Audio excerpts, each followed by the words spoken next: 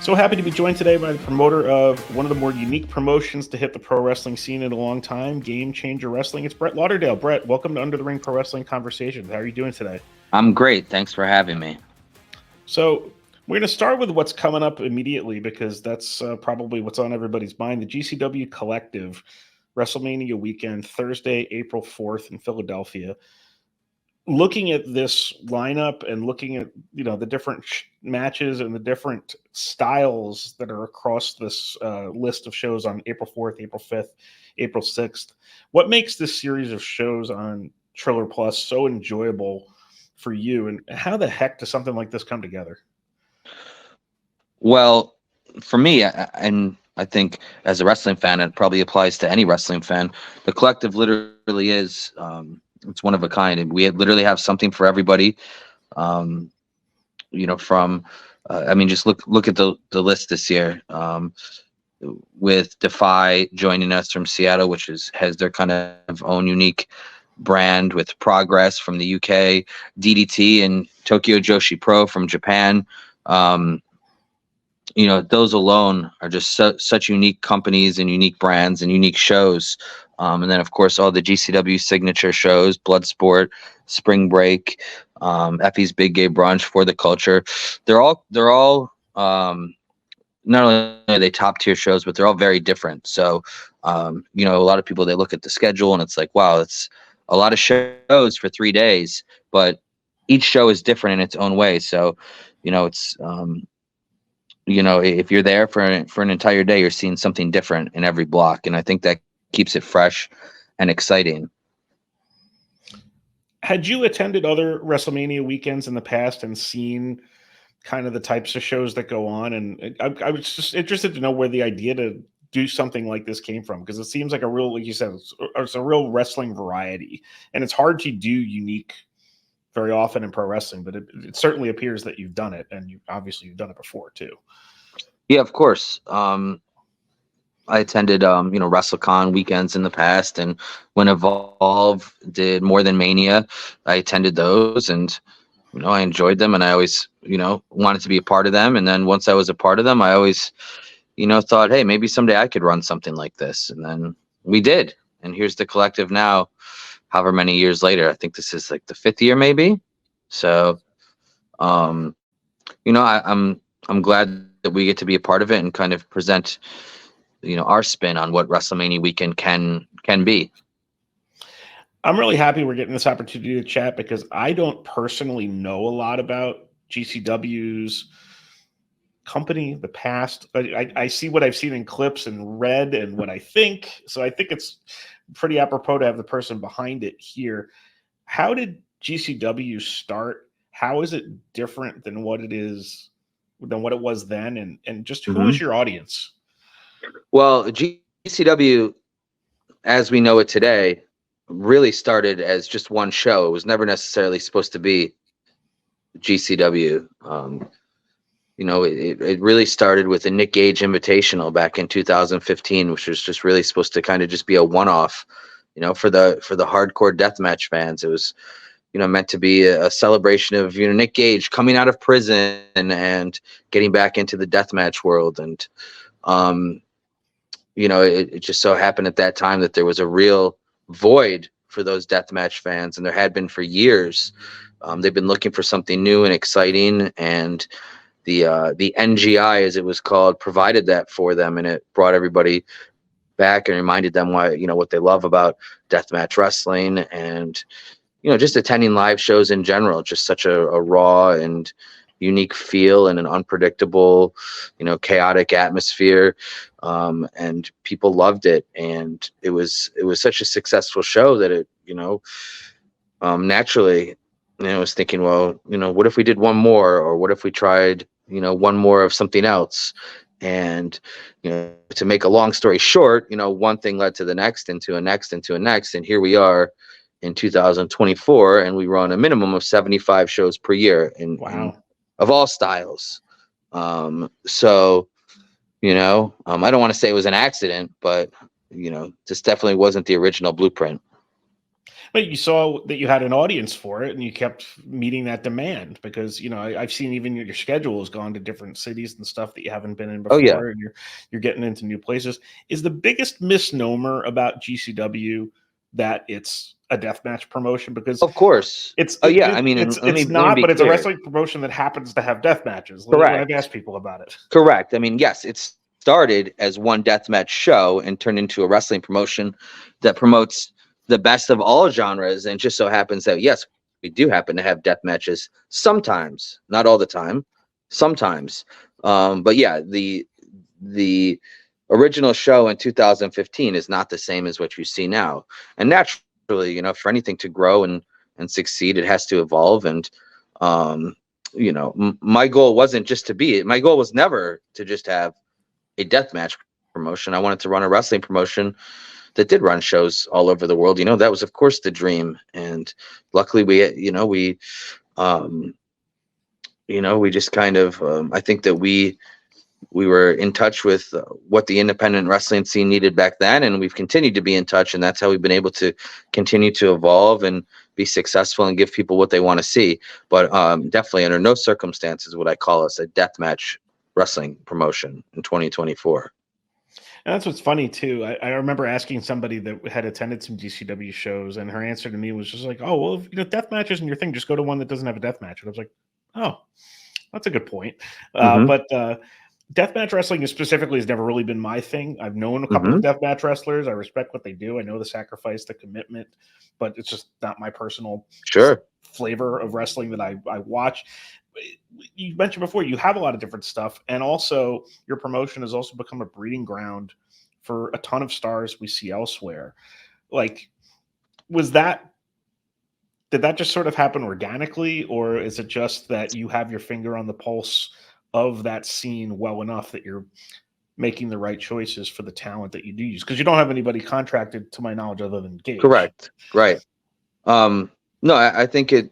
Um, I think that everything we've done has been pretty organic, but I've never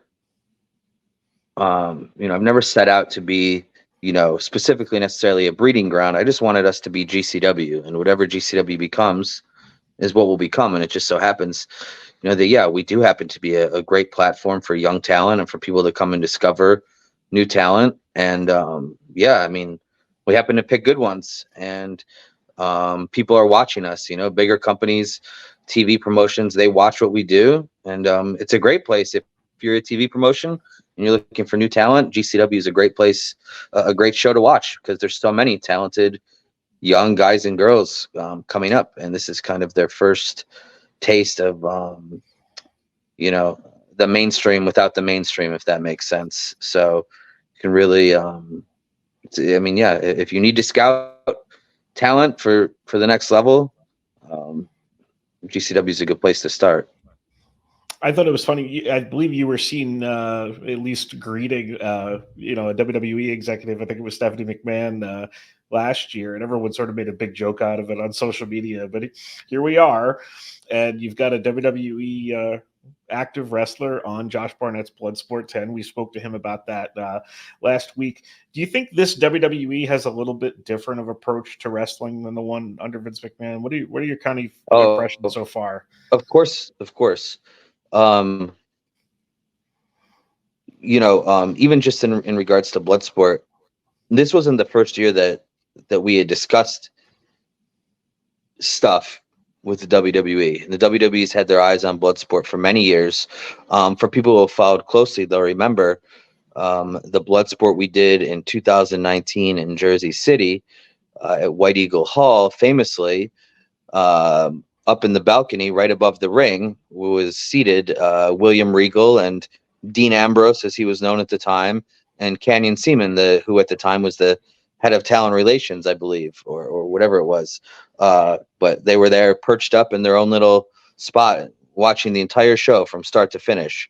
So the WWE has been aware of us, and they've been specifically aware of Bloodsport, and there's been, you know, light discussions for years. But I think until there was a change at the very top, I think they were probably never going to become more than discussions.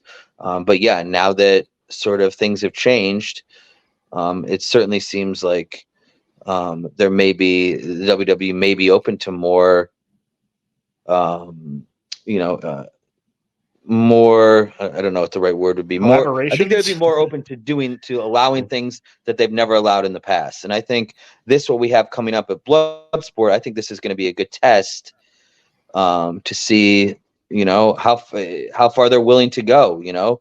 I think it's a wait and see. Maybe this goes great and it works out for everybody, as I think it will, of course. I think that could open the door to more. So, I'm excited that we get to kind of be that first bridge, and I'm very confident that we're going to be able to provide a good experience for both the talent and the fans, which is most important. So, I'm looking forward to it. It's funny for me with WWE because oftentimes I think they get the label of like, well, they don't work with anybody. But then when you look through their history, they actually have worked with tons of different promotions, including ECW, including Smoky Mountain, New True. Japan. They had a AAA agreement, I remember, in the 90s for a Royal Rumble and a couple of other things. So it's like, and then of course Evolve and Progress and WXW, and I'm trying to think of what the other one was. hmm The ICW, I think, in And Scotland, they sent Nakamura to Noah recently as well. and Charlie Dempsey to All Japan Japan, right? too. So it's like, while there is that history, like they're doing what makes sense for them, and sometimes what makes sense for them is be insular. But something like is happening on the Josh Barnett Bloodsport show to me is more like going back to the way that the territories helped people develop and helped people work in different types of environments. Because, if somebody got stale in like 1981 and give a call to like Bill Watts or something and go do a Mid-South run or something like that. But, so that's kind of what I look at this opportunity as, is just, it's a way to just create more interesting wrestling surrounding different people that different promoters can use. Like it's got to excite you, because that's your whole deal. It seems like with GCW is that you're bringing in people from all over the place and just trying to create interesting matchups that are going to appeal to your audience. Like, do you see it the same way? Because I'm just babbling at this point, but No, of course. I mean, when you run as many shows as we do, you need to keep it interesting. You need to keep things. You need to constantly, change it up and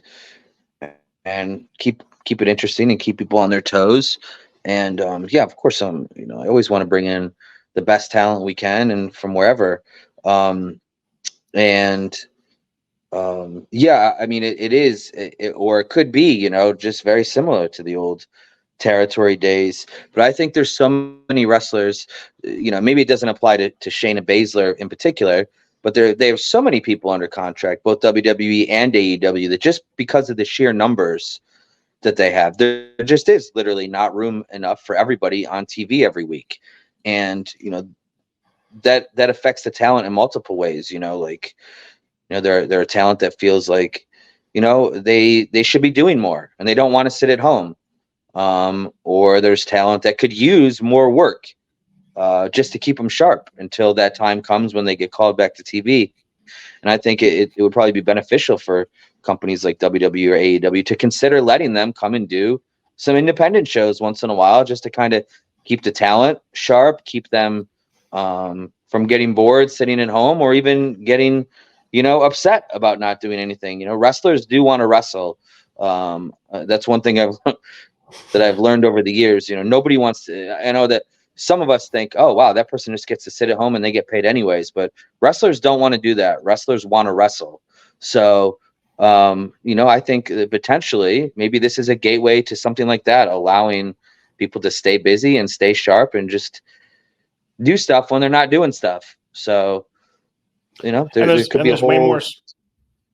There's way more spots now, with WWE and AEW both running. So there's fewer wrestlers on the independent scene.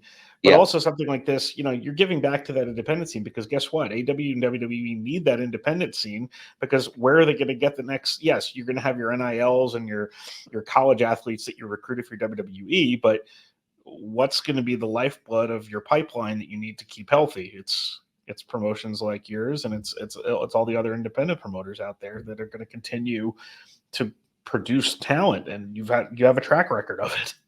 Yeah, no, I do think I think it's a mutually beneficial arrangement. People like I mean, furthermore, you have a talent who's not doing anything.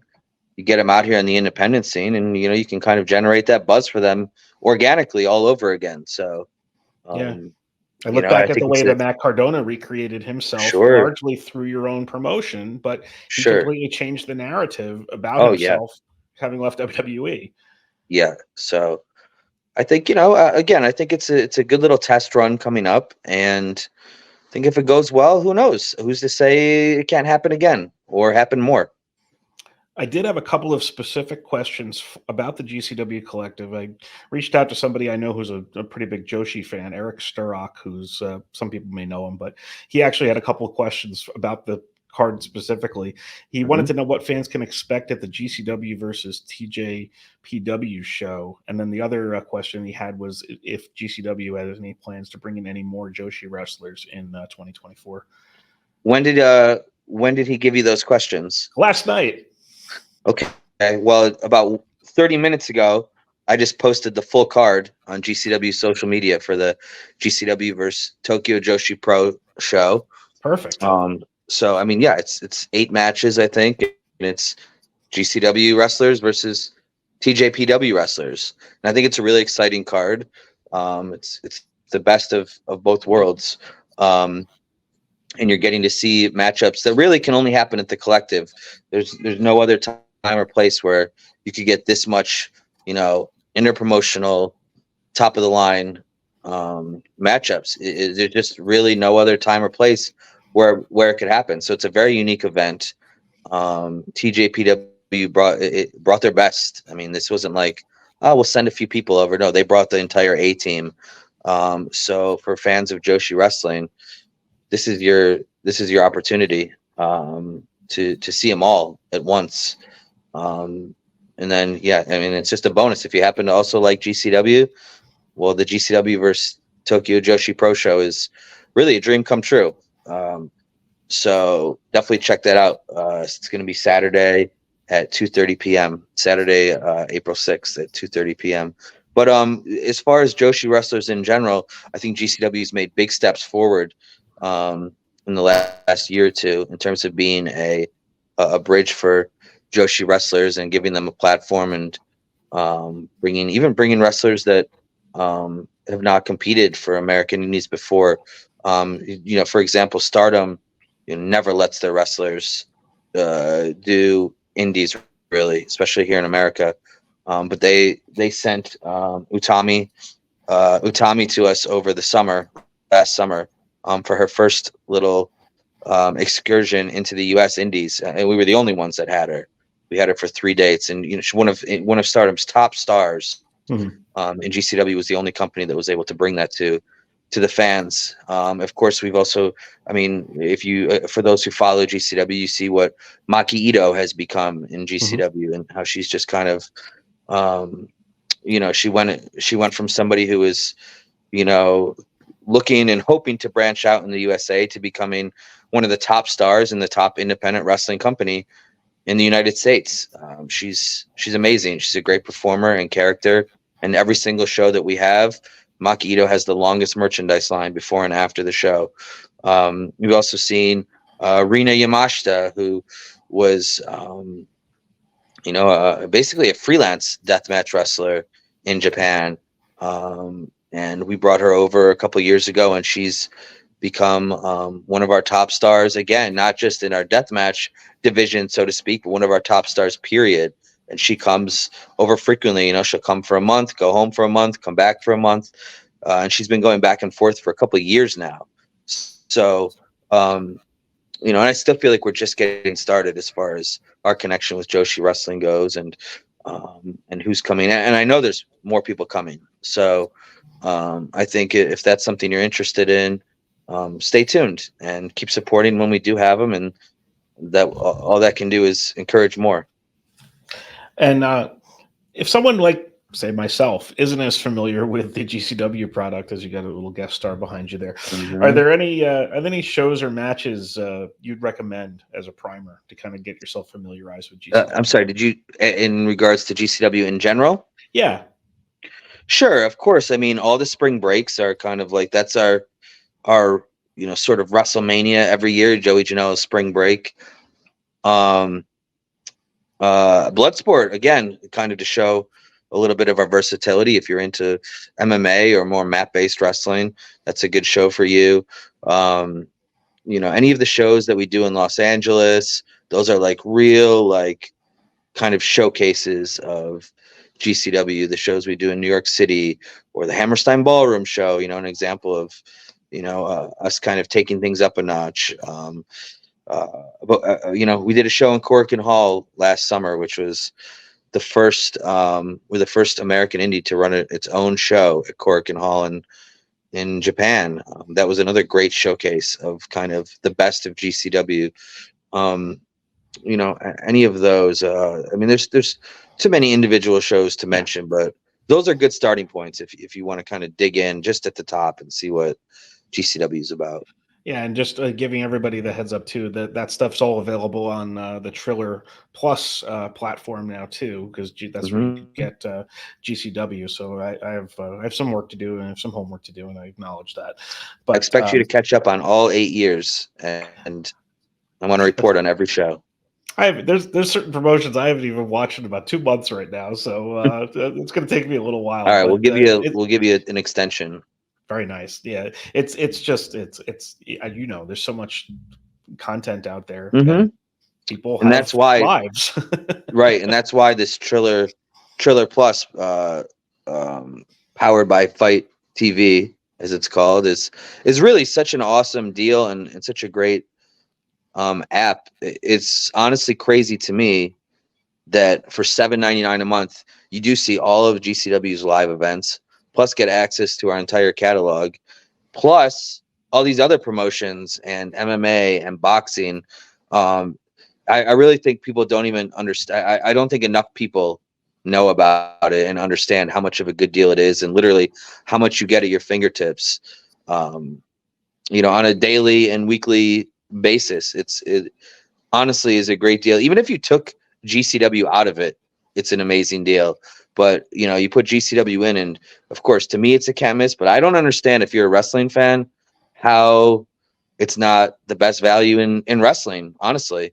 Yeah, and it seems like the collective show specifically is sort of like a really good appetizer sampler of kind of like what you're going to get on there too. Oh yeah, and all previous collectives are on there as well. So Nice. if you want to do a little, advanced research, that's a good place to start.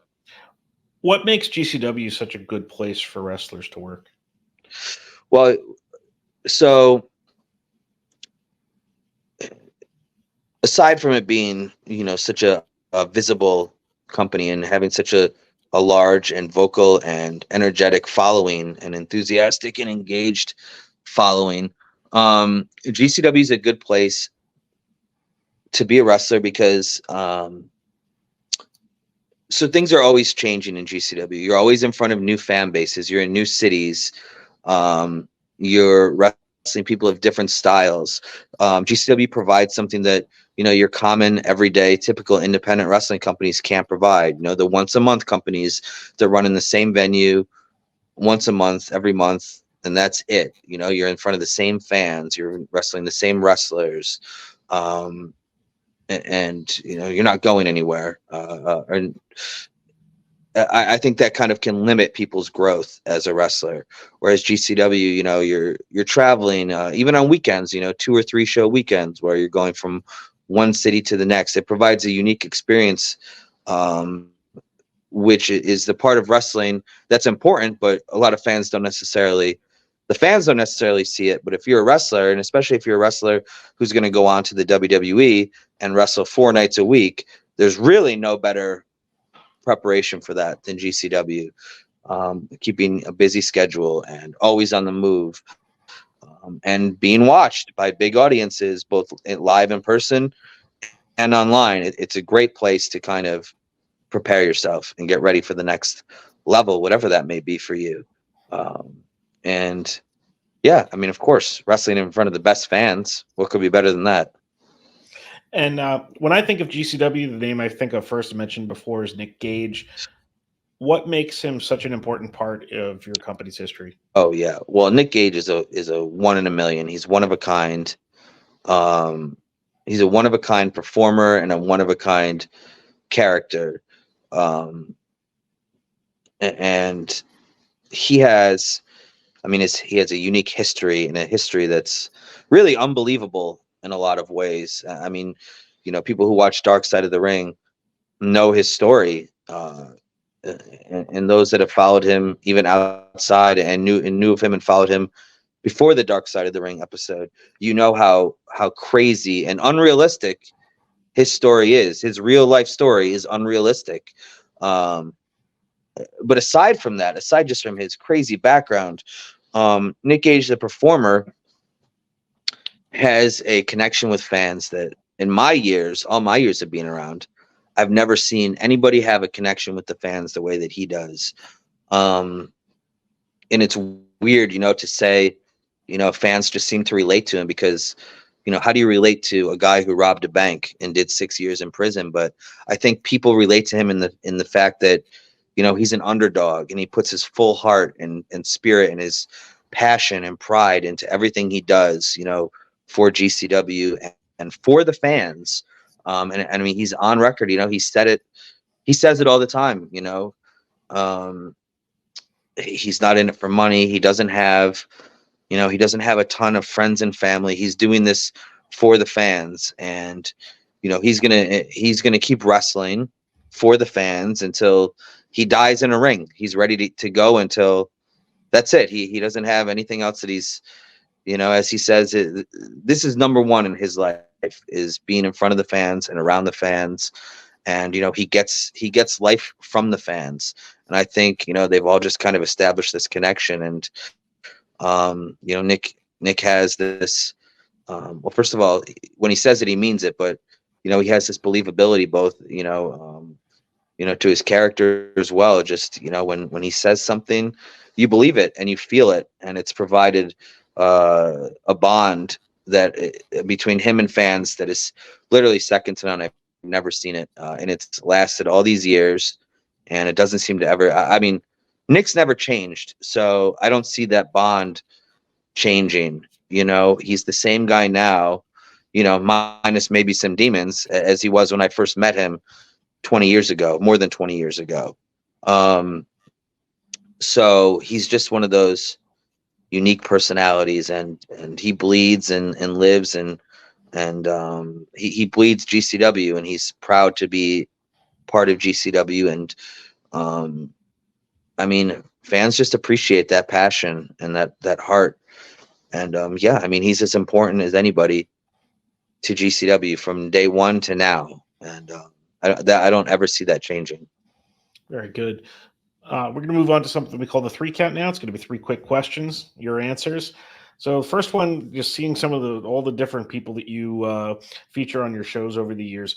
What's the most random conversation you've ever run across at a GCW collective show? Oh, uh, fuck, I saw fake Sting, Jeff, Jeff Virgil. Farmer? Yeah. Yes, fake Sting in costume, talking to Virgil and Nick Gage backstage at the Collective in Jersey City, and I think there's a picture of that circulating somewhere.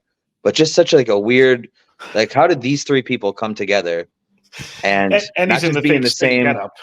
Yeah, and just like standing there talking to each other, and like I don't know, I don't know what they were talking about, but I remember standing 10 or 15 feet away and just looking like, wow, this will never happen again. You know, I um, love that. Hopefully, you yeah, get a bunch of those in Philly too, because yeah, just looking at some of the names on this card, there's some good hmm opportunities there too. yeah. Second question: who's someone from pro wrestling history who would have fit into GCW like a glove? Um, wow. So I always think about how cool it would have been to have Eddie Gilbert, had he been around still. I always thought that kind of his style would have fit in well with GCW, especially in the in the more formative years. Of course, I mean, he's still with us, not in the same way that he used to be, but of course, like a Cactus Jack, would have been so cool. For the deathmatch glory days of GCW, and God, I mean, you can name any of the favorites from growing up just to want to see what it would be like to see them in there. But those are two that always come to mind for me. Eddie Gilbert's interesting too, because I actually brought him up to someone else literally like an hour ago when we were talking about who we would like to see on Dark Side of the Ring, and I think an Eddie Gilbert story would be pretty fascinating on there. I think there's a lot of layers probably too that would make for probably a pretty interesting episode. And also, Eddie Gilbert is sort of the spiritual beginning of ECW in a way too. Yeah, which is also why it makes it kind of interesting for you guys, because I feel like that's some of that spirit, I guess I'll say. 100% for sure. And yeah, I mean, definitely he's I mean,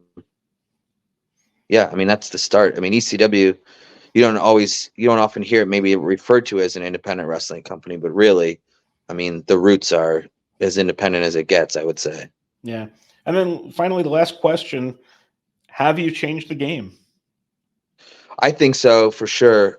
I think that in my mind, GCW's absolutely influenced the way wrestling, the way the wrestling business is today. I believe that Spring Break 1, Joey Janela's Spring Break 1, all the way back in 2017 in Orlando, the breakout success that it had, I think definitely triggered something in the wrestling industry. I think it showed certain stars who were part of other companies that maybe they didn't need to be a part of this company to have breakout success, and that they could go and do things on their own, which I think, kind of may have been a spark in many ways for what has become AEW. I think it showed, that you don't necessarily have to be a big star in the WWE to be the face of a big company or have success, or even to be a big star in New Japan or whatever. I think it showed that an independent wrestler or independent company, if they take the chance and they're willing to put it on the line, that perhaps you don't have to go by the traditions and the rules of wrestling, that there is life outside of the parameters as they've been, and I truly believe that. I believe that influence and lit a spark and let people know, like, wait, there might be more possible here. Yeah. Well, GCW Collective, WrestleMania weekend, Thursday, April 4th, 5th, 6th, Triller Plus, Game Changer Wrestling. Brett Lauderdale, congratulations on all the stuff that you have accomplished and Game Changer has accomplished in a pretty short period of time. I'm interested to see the next steps for you guys and seeing what more success you have. So congratulations on all of that. Thank you so much for joining me today. Thank you.